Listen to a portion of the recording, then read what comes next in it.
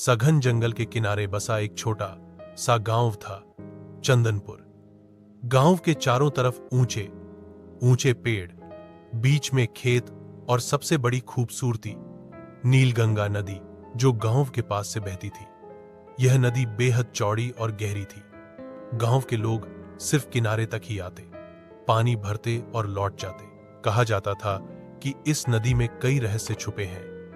गांव के बुजुर्गों का कहना था कि कोई भी इंसान इस नदी को पार नहीं कर सकता, क्योंकि नदी के उस पार एक मनहूस जंगल है जहां अजीब घटनाएं होती हैं। कई साल पहले गांव के कुछ लोग नाव से उस पार गए थे और फिर कभी लौटकर नहीं आए। रश्मि गांव की एक 16 साल की चंचल लड़की थी। उसकी आंखों में हमेशा नए नए सवाल होते। हर शाम वह नदी किनारे बैठती और लहरों को देखती। एक पुरानी नाव किनारे बंधी रहती थी, टूटी फूटी लेकिन देखने में बहुत मजबूत। रश्मि हर बार उस नाव को देखती और सोचती, यह नाव किसकी है? लोग इसे क्यों नहीं चलाते? एक दिन उसने अपनी दादी से पूछा, दादी, नाव क्यों बंधी रहती है? कोई चलाता क्यों नहीं? दादी ने गहरी सांस लेकर कहा, बेटी, उस नाव ने लोगों को उस पार पहुंचाया है, लेकिन कभी वापस नहीं लाई। मत पूछ इन बातों को। पर रश्मि को और जिज्ञासा होने लगी।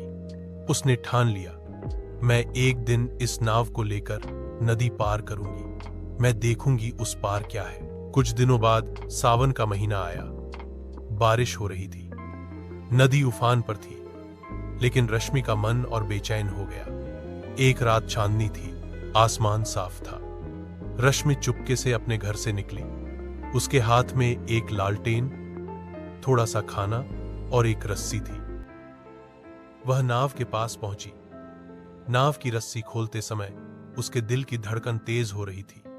उसके मन में एक ही बात थी, अगर दादी को पता चला तो?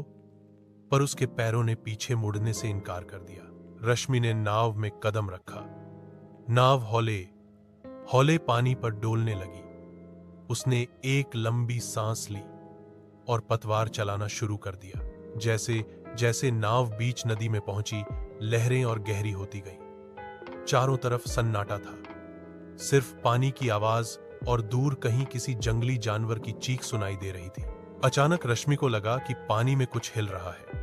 उसने लालटेन नीचे की ओर झुकाई तो पानी में बड़े बड़े साए दिखे, मानो कुछ उसकी नाव के चारों तरफ चक्कर लगा रहा हो।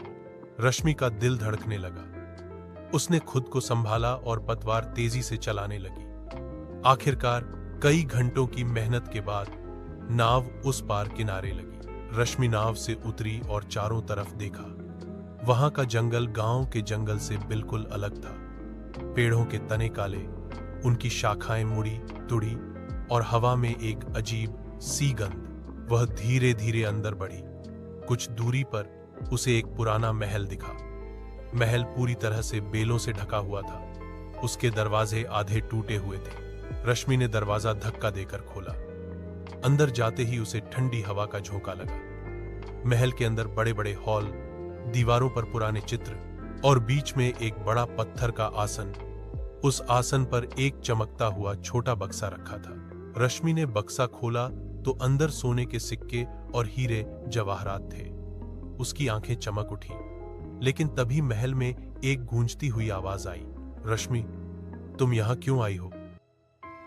रश्मि ने डरते हुए इधर उधर देखा। उसके सामने अचानक धुएं से एक आकृति बनी। सफेद कपड़ों में एक औरत, जिसका चेहरा धुंध से ढका हुआ था। उसने कहा, यह महल शापित है। यह सोना किसी के लिए नहीं है। जो इसे ले जाएगा उसका अंत यही होगा। रश्मि कांप गई। उसने कहा, मैं सिर्फ देखना चाहती थी, मुझे माफ कर दो। आकृति ने कहा, अगर तुम वापस जाना चाहती हो तो अभी जाओ, वरना तुम भी यहीं फांस जाओगी। रश्मि तुरंत महल से बाहर भागी। जंगल में अब तेज हवाएं चल रही थी, पेड़ हिल रहे थे। अचानक उसे लगा कोई उसके पीछे दौड़ रहा है। उसने नाव तक पहुंचने के लिए पूरी ताकत से दौड़ लगाई। वह नाव पर कूदी और पतवार पकड़कर तेजी से चलाने लगी। नदी अब और उफान पर थी। पानी में बड़ी बड़ी लहरें उठ रही थी।